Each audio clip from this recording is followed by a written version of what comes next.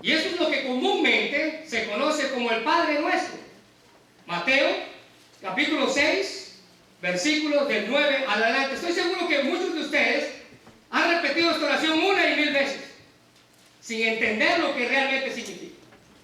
Estoy convencido que muchos de ustedes, al igual que yo, hemos repetido esta oración. La hemos hecho en cuestiones de necesidad, la hemos hecho en cuestiones de dificultad, la hemos hecho cuando estamos alegres, cuando estamos tristes. A nosotros nos decían, hazla y ahí nomás. Hazla y la tienes que hacer. Si quieres bendición en tu vida, tienes que hacer esta oración. Pero damas y caballeros, esta oración no fue escrita para que se repita. Esta oración fue escrita para que se entienda. Jesús da estas palabras y las da no solamente con el hecho que usted las repita y repita como un lorito. Jesús da estas palabras para que usted entienda lo que está diciendo, pueda comprender lo que Dios quiere de usted y así pueda sacarle provecho a su tiempo de oración. Mateo capítulo 6, versículos del 9 al 15, y cuando lo tengan, les invito una vez más que se pongan de pie, por respeto a la palabra de Dios, y vamos a leer Mateo capítulo 6, versículos del 9 al 15. ¿Lo tienen todos? Amén. Amén, gloria a Dios. Muy bien. El versículo 9 dice de la siguiente manera: vosotros pues oraréis así: Padre nuestro que estás en los cielos, santificado sea tu nombre, venga tu reino, hágase tu voluntad, como en los cielos, así también en la tierra. El pan nuestro de cada día, dánoslo hoy, y perdona nuestras deudas, como también nosotros perdonamos a nuestros deudores. No nos metas en tentación, mas líbranos del mal, porque tuyo es el reino, y el poder, y la gloria, y por todos los siglos. Amén. Porque si perdonáis a los hombres sus ofensas, os perdonará también a vosotros vuestro Padre Celestial. Mas si no perdonáis a los hombres sus ofensas, tampoco vuestro Padre os perdonará vuestras ofensas. Oremos. Señor, te damos gracias, Padre, en esta hora, por la oportunidad y la bendición de poder estudiar tu palabra.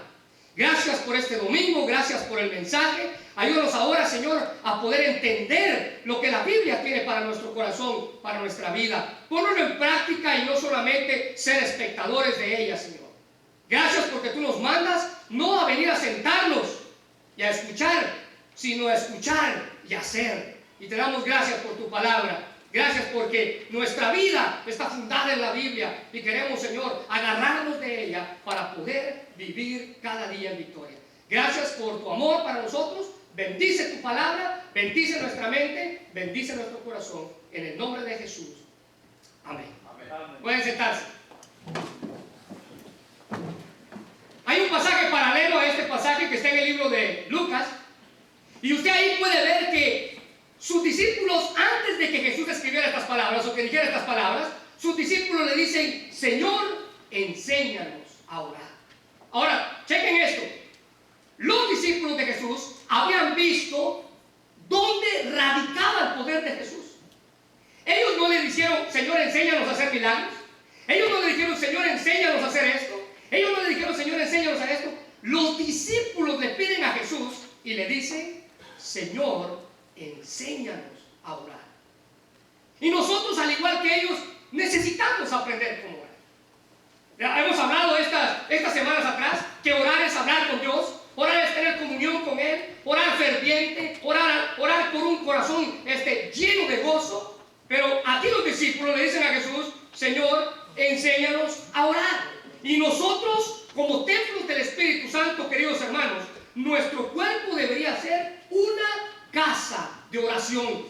Deberíamos estar orando constantemente por las cosas que nos pasan, por la alegría, por las tristezas, por las cosas que vienen a la vida. Hermanos, la vida de oración es vital para cualquier cristiano. Y hoy en día hay muchas cosas que nos distraen de enfocarnos cada vez más en ese gran privilegio como lo es la oración.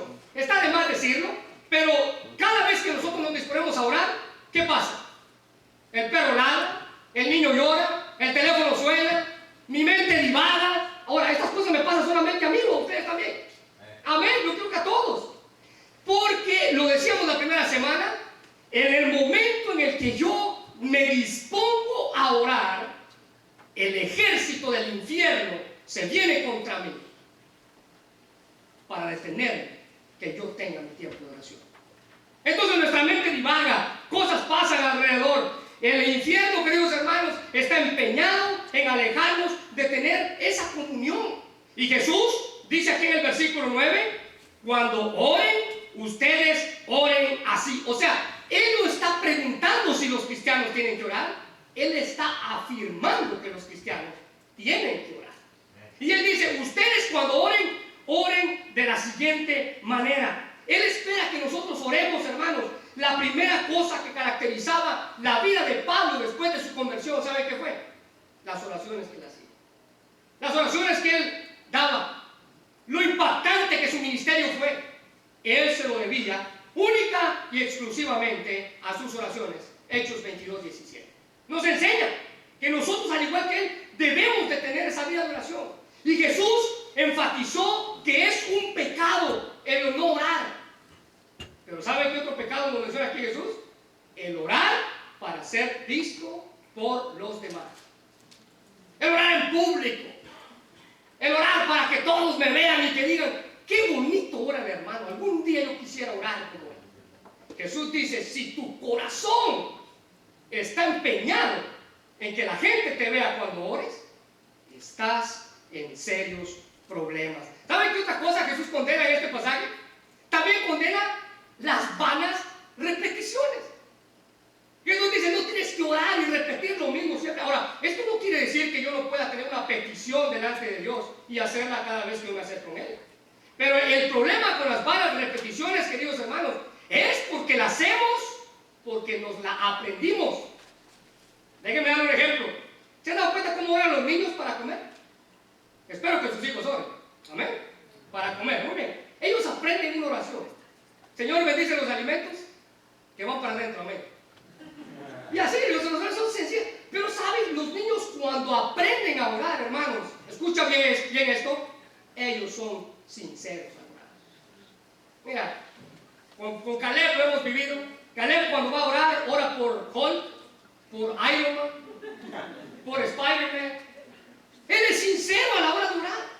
Él ora por hermanos de aquí, él ora por niños de aquí, pero también ora por Hulk, por Spider-Man.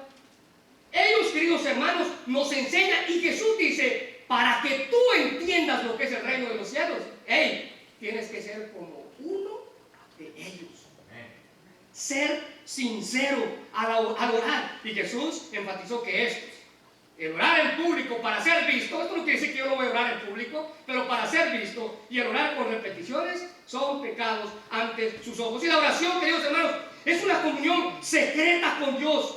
Aún cuando la Biblia nos dice que debemos orar en público, tenemos que orarlo en secreto. Y aún, hermanos, nadie que no ora en privado tiene la capacidad o debe orar en público, porque el secreto está en un secreto.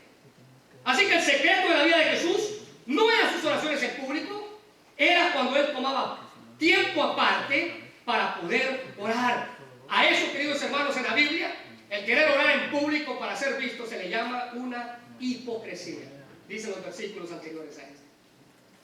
Y la llamada oración del Señor, descrita en los versículos que yo le acabo de leer, queridos hermanos, debemos de usarla, no fue nada para repetirse, debemos de usarla para aprenderla. Es un modelo, y ese es el tema de esta mañana, el modelo o la oración modelo, por si tú estás tomando nota. La oración modelo. Y fue un modelo que Jesús dio para que nosotros pudiéramos aprender cómo orar.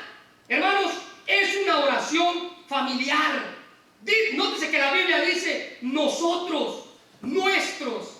Cuando Jesús enseña a orar, dice, ustedes deben orar nuestros pecados. Bendice, danos el pan nuestro. Esto significa una oración en familia.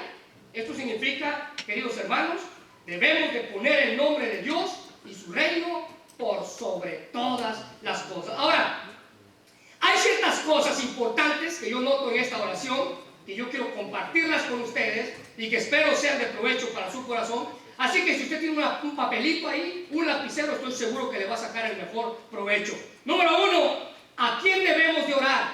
Mira lo que dice el versículo 9. Vosotros pues, oraréis así: Padre nuestro que estás en los cielos. ¿A quién debemos de orar? Bueno, en primer lugar debemos de orar al Padre nuestro. ¿Sabe qué nos habla esto, queridos hermanos? Esto nos habla de confianza, de gratitud. Nótese que la Biblia dice Padre nuestro, no Padre mío. Esto, queridos hermanos, quiere decir que Dios no tiene consentidos, solamente hijos obedientes. Escuché una persona hace un tiempo atrás que decía: es que yo soy la consentida de Dios. Dios no tiene hijos consentidos. Dios tiene, damas y caballeros, hijos obedientes. Y así como trata a unos, así también trata a otros. Solamente que Él ve la obediencia y la oración bien. Como seres humanos podríamos compararla con una conversación que su hijo tiene con su padre, como una conversación de confianza, una conversación donde podemos llegar ante Él tal y como nosotros somos. Hermanos, delante de Dios tú puedes quitarte la máscara que te pones todos los días. Él es Dios y te conoce mejor que nadie. Así que la oración debe ser una oración de confianza, y por esa confianza podemos llegar a ser llamados, dice la Biblia, hijos de Dios. Ahora, déjame decirte que no todos tienen el derecho de ser llamados hijos de Dios. La religión popular nos ha enseñado: todos somos hijos de Dios. La Biblia dice, Juan capítulo 1 versículo 12: mas a todos los que le recibieron, a los que creen en su nombre, les dio el derecho, les dio la potestad de ser llamados hijos de Dios. Entonces, ¿qué tengo que hacer yo para ser llamado hijo de Dios? Le recibieron, creen en su nombre. Hay dos cosas. Si tú has recibido a Cristo en tu corazón y tú le crees con todo tu corazón que Él es el Hijo de Dios, tú puedes llamarte, dice la Biblia, un hijo de Dios. Entonces, ¿qué éramos antes de ser hijos de Dios? Bueno, la Biblia nos lo dice plano y sin tapujos. Juan capítulo 8 versículo 44: vosotros sois de vuestro padre el diablo, y los deseos de vuestro padre queréis hacer. Así de sencillo. Si tú no quieres agradar a Dios, ¿a quién vas a agradar? Vuestro padre el diablo, y los deseos de vuestro padre el diablo queréis hacer. Pero si Dios es tu Padre Celestial, entonces tenemos una gran ventaja a la hora de orar. Él va a escuchar mis oraciones más que las de cualquier otra persona, si yo soy su hijo. Romanos 8:15 nos dice: pues no habéis recibido el espíritu de esclavitud para estar otra vez en temor, sino que habéis recibido el espíritu de adopción, por el cual clamamos: Abba, Padre. Mira esta palabra porque está interesante. Marcos capítulo 14 versículo 36 dice: y decía: Abba, Padre, todas las cosas son posibles para ti. Aparta de mí esta copa, mas no lo que yo quiero, sino lo que tú quieres. Abba, Padre. Gálatas capítulo 4 versículo 6 dice: y por cuanto sois hijos, Dios envió a vuestros corazones el espíritu de su Hijo, el cual clama: Abba, Padre. ¿Qué significa esta frase? Bueno, hermanos, la palabra Abba es una palabra aramea que significa papá. Pero escucha bien esto: significa papá, pero en una forma más de cariño, como nosotros comúnmente decimos, papito. Y Jesús, en medio de la oración, Jesús en medio de la confusión, Jesús en medio de los problemas, Él dice: tenemos el Espíritu que clama ante Él y le dice: papito. Hermanos, de esta manera en la que podemos llegar con confianza ante Dios, llamarle papito, sabiendo que Él va a contestar nuestras oraciones. Segunda cosa que quiero dejarles en su corazón: el propósito al orar. Mira lo que dice en el versículo 10. El propósito al orar: venga tu reino, hágase tu voluntad, como en el cielo, así también en la tierra. Hermanos, a la hora de orar tenemos que tener dos propósitos en la vida. Número uno, clamar porque el reino de Dios venga. Clamar porque el reino de Dios venga. Y este reino, hermanos, es un reino moral, es un reino espiritual que Dios está levantando en el mundo muchos hoy en día dicen que ese reino ya está en el mundo. Dios está trabajando en ese reino. ¿Y saben cuál fue la muestra más grande de que Él está trabajando en ese reino? Que Jesucristo haya venido y que Jesucristo haya ascendido al cielo. La Biblia dice, venga tu reino. El clamar el reino de Dios, el pedir que Él venga de nuevo, hermanos, esa debe ser una oración de cada cristiano todos los días. Que Él venga otra vez. Que Él venga otra vez. ¿Han visto el mundo en el que vivimos? Va de mal en peor. Si nosotros, como esta generación que estamos viviendo, estás viendo cosas perversas en el mundo, déjame hacerte una pregunta. ¿Qué van a vivir tus hijos de 2 años cuando ellos tengan tu edad? ¿Qué van a sufrir los niños de 5 años cuando ellos tengan tu edad? ¿Qué van a vivir los niños que acaban de nacer cuando ellos tengan tu edad? Este mundo, hermanos, va de mal en peor. Y nosotros como cristianos tenemos que clamar que Cristo venga ya. Pero ¿saben? Para eso tú y yo tenemos que estar preparados. ¿Cuántos están preparados para que Él venga ya? Amén. Tenemos que estar preparados. Él necesita que estemos preparados. Segunda cosa que tiene que ver con el propósito de la oración, dice ahí, hágase tu voluntad. Hermanos, no debemos querer que nada que no esté dentro de la voluntad de Dios sea hecha en nuestras vidas. Debemos hacer la voluntad de Dios. Ahora déjame decirte algo acerca de la voluntad de Dios. La voluntad de Dios no es algo que tú tengas que hacer, sino algo que tú necesitas hacer. Escucha bien esto. No es algo que yo tenga que hacer como una obligación, sino algo que tengo que hacer para que me vaya bien en la vida. Y nosotros tenemos que entender que la voluntad de Dios es lo que yo quiero para mí. Hermanos, nadie en su sano juicio que está aquí desea el mal para sí. Nadie. Bueno, espero yo. Nadie desea el mal para sí mismo. Bueno, esa es la voluntad de Dios. La voluntad de Dios es todo lo bueno que yo quiero para mí dentro de sus normas. Dios te ama tanto y lo único que está fuera del alcance de la oración es lo que está fuera de su voluntad. Así que si tú pides algo que está fuera de la voluntad de Dios, no te preocupes, Dios no te lo va a dar. No importa que le clames y hagas lo que quieres. Recuérdese, Él nos ama tanto y no quiere el mal para nosotros.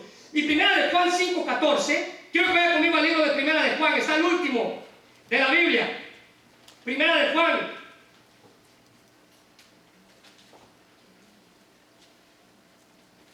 Capítulo 5, versículo 14 dice, y esta es la voluntad que tenemos en Él, que si pedimos alguna cosa conforme a su voluntad, Él nos oye. Hermanos, esta promesa está para que puesta en nuestros días para nosotros.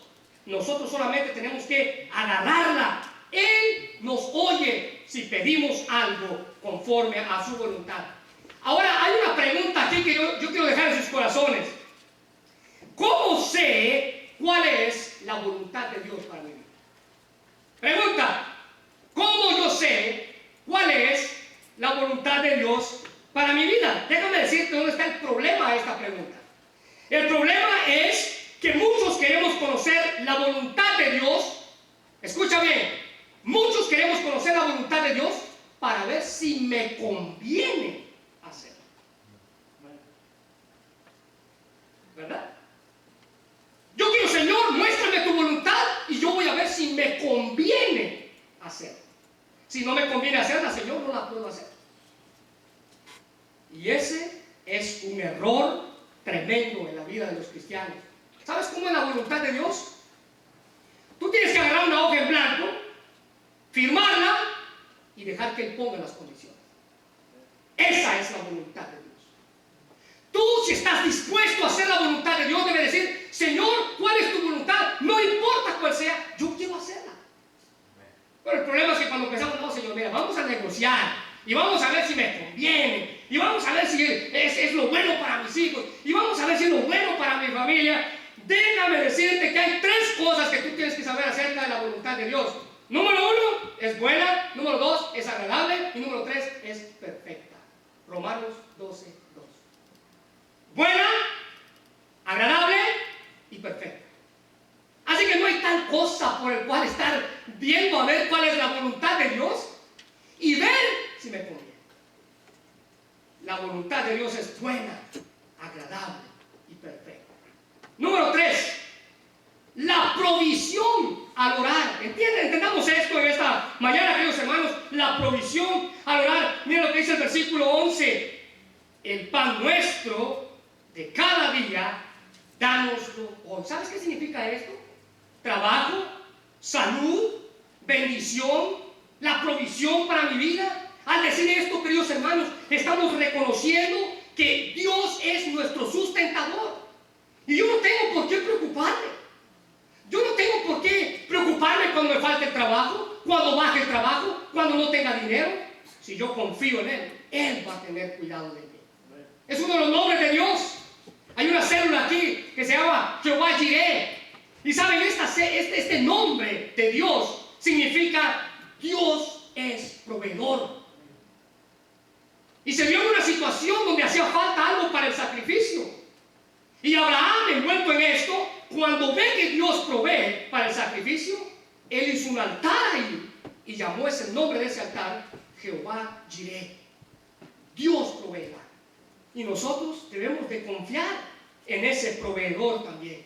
Ahora, por supuesto que debemos orar por las cosas que necesitamos, por nuestras necesidades diarias, por el trabajo, por la vida, por la salud. Esto no quiere decir peticiones egoístas. ¿Se recuerdan la semana pasada? Pensando en mí, siempre en mí, y en lo que me hace falta y lo que necesito. Pero sí debemos orar pidiendo a Dios por nuestras necesidades. Mateo 6:8 dice: no hagáis pues semejantes a ellos, porque vuestro Padre sabe de qué cosas tenéis necesidad. Él sabe lo que necesito antes de que yo le pida. Él sabe qué necesito. Él sabe qué necesitan mis hijos. Pero yo tengo que hacerlo parte de esto. Mateo 6:32, porque los gentiles buscan estas cosas, pero Él sabe de qué cosas tenemos necesidad. Lucas 12:30, porque todas estas cosas busca la gente del mundo, pero vuestro Padre sabe de qué cosas tenéis necesidad. En 3 ocasiones Jesús dice: tu Padre sabe lo que tú necesitas. Y la provisión al orar, queridos hermanos, qué maravilloso es que Dios sabe lo que necesitamos antes de que le pidamos. ¿Se lo voy a repetir? ¿Por qué entonces le pedimos? Bueno, le pedimos para invitarlo a ser parte de nuestra vida, para que Él sepa que contamos con Él y que Él puede suplir nuestras necesidades. Mira lo que dice Pablo en Filipenses 4:19. Pablo nos recuerda estas palabras: mi Dios pues suplirá todo lo que os falte, conforme a sus riquezas en gloria en Cristo Jesús. Ahora, checa estas palabras y quiero que las subrayes en tu Biblia, porque acá hay muchos que han cometido errores con respecto a esto. Dice ahí: mi Dios pues suplirá todo lo que nos falta. ¿Sabes qué significa eso? Todo lo que necesito y no todo lo que quiero. A veces queremos cosas equivocadas. A veces pasamos a las gasolineras viendo a ver si el próximo que gane los 500 millones voy a ser yo. A veces nos ponemos a comprar lotería y cosas así, diciendo: Señor, si yo me sacara la lotería. A ver, ¿cuál es el propósito de la gente que se saca la lotería cuando tú compras un boleto de algo así? No trabajar. Y la Biblia dice: con el sudor de tu frente vas a comer. Y queremos invertir los papeles de Dios. Y ahí andas raspándole y comprando a ver si el próximo eres tú. No va a ser así. Y si es así, algún día me invitas a algo Pero la Biblia aquí está diciendo que Él sabe de qué tenemos necesidad. No tenemos que preocuparnos. Él nos suplirá todo lo que nos falte y no todo lo que yo quiera. Pablo dice estas palabras. Algunas veces queremos cosas que no necesitamos, y otras veces necesitamos cosas que no queremos. Déjame darte un ejemplo. Muchas veces necesitamos cosas que no queremos. Por ejemplo, muchas veces necesitamos que Dios nos quite el trabajo. No lo queremos, pero lo necesitamos para comenzar a depender de Él y nada más. Porque mientras tanto tú dices, no, si yo soy buen trabajador, miren lo que gano, aquí está lo que gano. Y yo aquí, mira, aquí no hay nadie que se ponga a la par mía. Yo soy buen trabajador. Cuando tú comienzas a pensar con esa actitud, tú necesitas que Dios te quite el trabajo. No lo quieres, pero lo necesitas. Mira, los que somos padres, ¿tú te das cuenta que nuestros hijos muchas veces nos piden cosas que no necesitan? Y a veces ellos necesitan cosas que no quieren. Que no quieren. Lo mismo pasa con nosotros delante de Dios. Y hermanos, en la oración nada es tan grande para preocuparnos, ni tan pequeño para que a Él no le importe. A Él le importa todo lo que le queramos decir. Pero eso es conforme a la provisión que Él nos da al orar. Número 4. Mira lo que dice el versículo 12. Y perdónanos nuestras deudas, como nosotros también perdonamos a nuestros deudores. En cuarto lugar, hermanos, el perdón al orar. El ajuste de cuentas. Una oración poderosa es aquella que proviene de un corazón limpio. ¿Sabes qué es lo que la Biblia nos manda a la hora de orar? Si tú estás aquí de rodillas orando y viene a tu pensamiento algún pleito que tú tengas con alguien, la Biblia nos dice, levántate, ve y arréglalo. Eso es lo que tenemos que hacer. Así que si tú en tu corazón alguna vez has orado y de repente viene a tu mente algún problema que tienes con alguna hermana o con algún hermano, tú tienes que levantarte, ir y arreglarlo.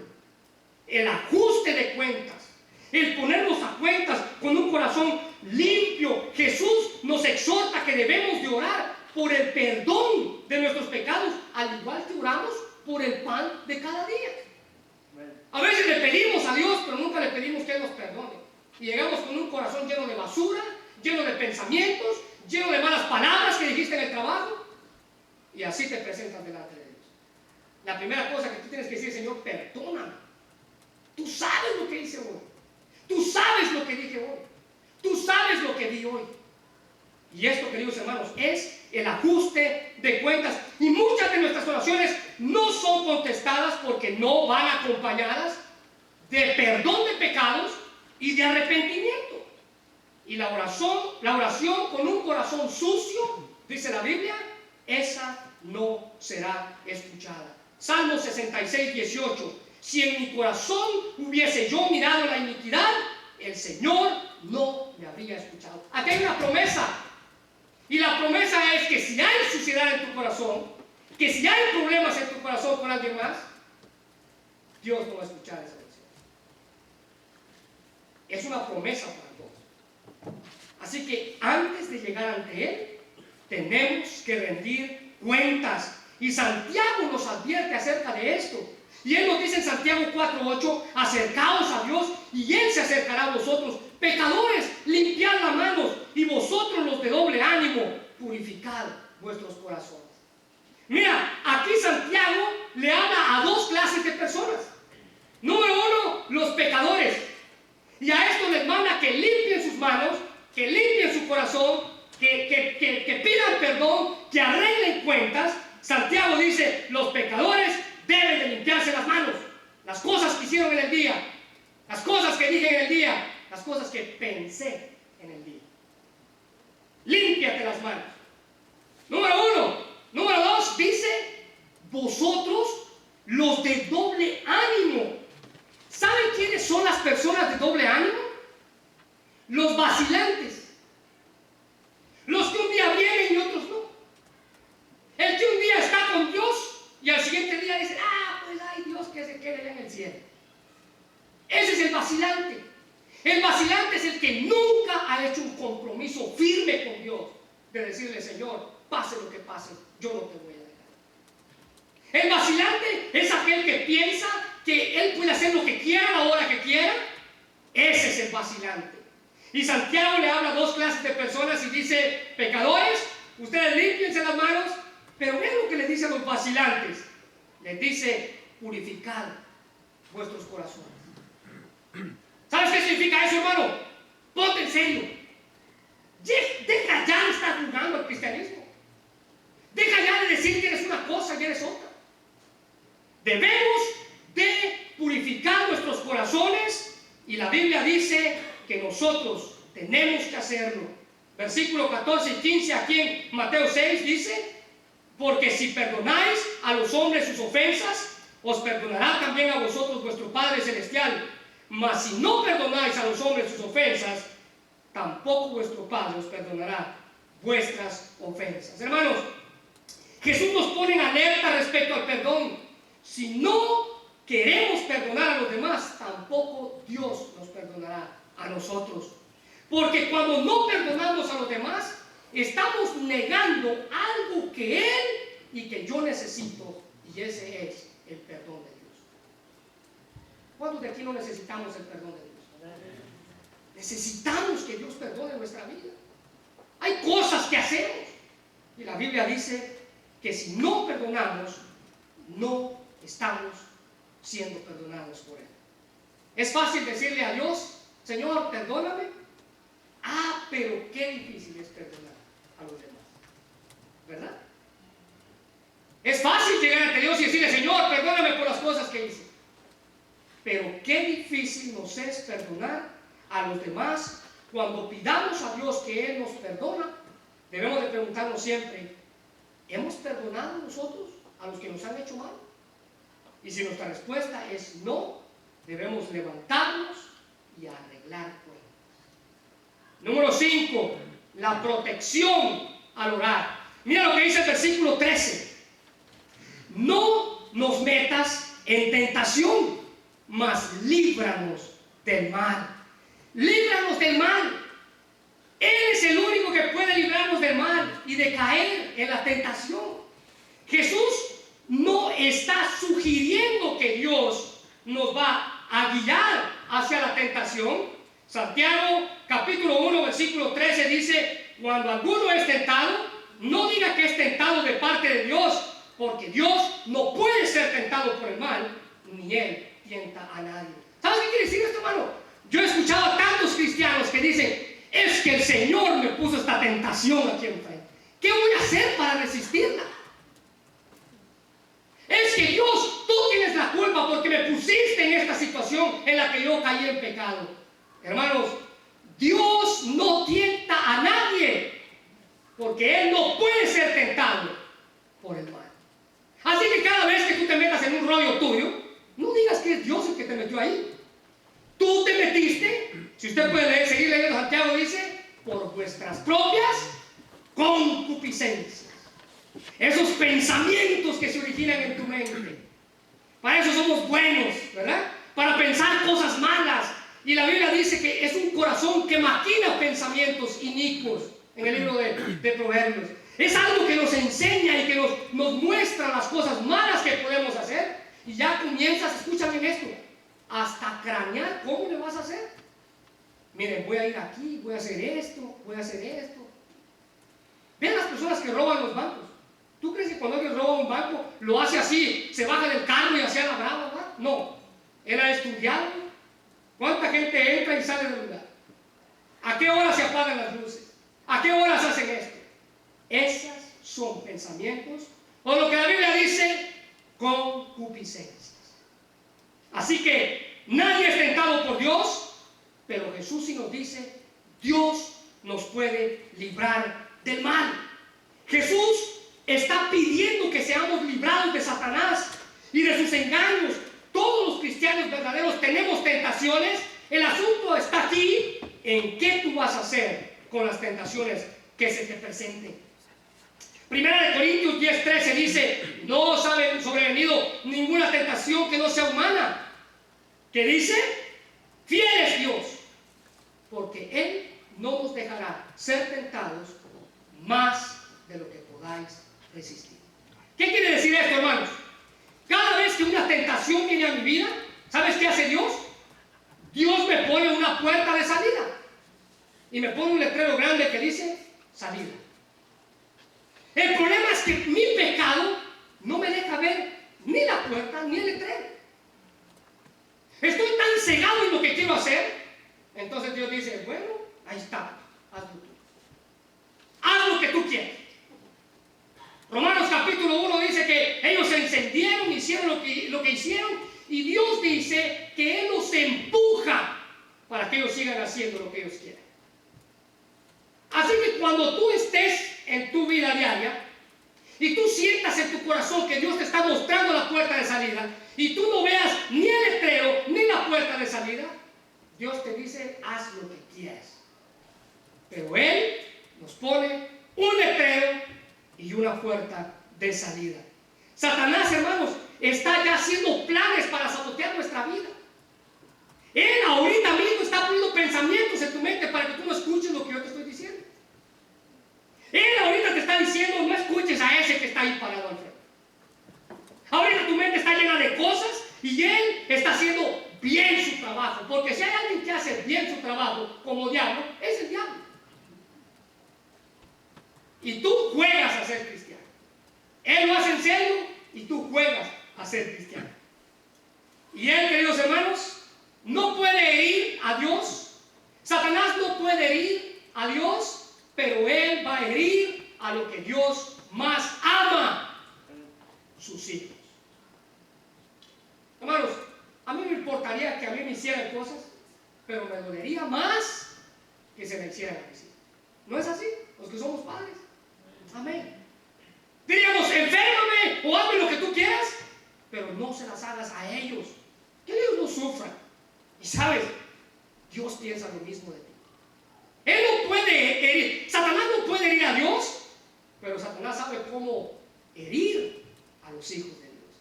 Y él constantemente está tratando de buscarlos, diciendo, mira, haz esto, mira, haz lo otro. Pero yo, por mis concupiscencias, no veo ni el letrero ni la puerta de salida.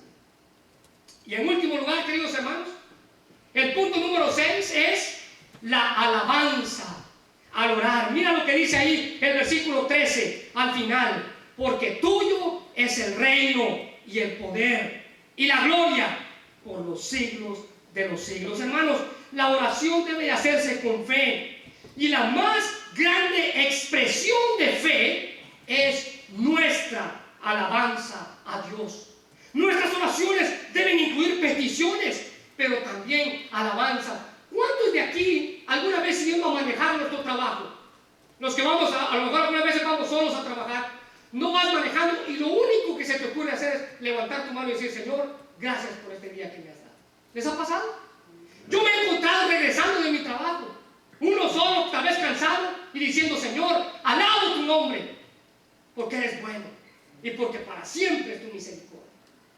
La Biblia dice que cuando oremos, debemos de alabarle también. Cuando oremos, debemos de mostrar alabanzas. Las peticiones le estamos diciendo a Dios, por favor. Con la alabanza le estamos diciendo, gracias. Gracias, Señor. ¿Saben que es triste que cuando en las células se da el tiempo de peticiones, de oraciones, nadie dice nada? Nadie dice nada. Está bien que tú no tengas alguna petición, pero ¿qué tal una acción de gracias para Dios? Decir, hermanos, yo quiero dar gracias por esta semana de trabajo, por la vida que nos da. Y la alabanza es parte importante de la oración. La Biblia dice que el Señor vive y se mueve en medio de las alabanzas de su pueblo. Salmos 22:3. Él habita en medio de las alabanzas de su pueblo. Entonces, si tienes una fe fuerte, entonces vas a orar fuerte y nuestras alabanzas deben de ser fuertes también. Así que, hermanos, si nuestras oraciones carecen de poder, es porque nuestra alabanza no la hacemos con poder. Salmos 34:1 dice, bendeciré a Jehová en todo tiempo, su alabanza estará de continuo en mi boca. ¿Saben qué es triste, hermanos? Es triste que ver cuando tenemos el tiempo de alabar, no lo estamos haciendo de continuo en nuestra boca. Ahí es donde yo tengo que dar todo para Él. Ya le pedí, ahora tengo que alabarle, decir quién es Él, decir quién es Él. Y Él es Dios. Esta oración, queridos hermanos, comienza con un Padre nuestro Y termina con un tuyo es el reino. Así que checa esto. Tenemos un Padre que escucha nuestras oraciones en el cielo, como yo escucho las peticiones de mis hijos. Y tenemos un Rey que atiende nuestras oraciones cada vez que le pidamos. Tenemos un Padre que atiende y un Rey que contesta. Y esto, hermanos, debe de ser motivo de alabanza. Debe de ser motivo de gozo. Debe de ser motivo de mostrarnos delante de Él, tal y como nosotros somos. Y la Biblia dice, Él habita en medio de las alabanzas de su pueblo. Quiero invitarles a que cerremos nuestros ojos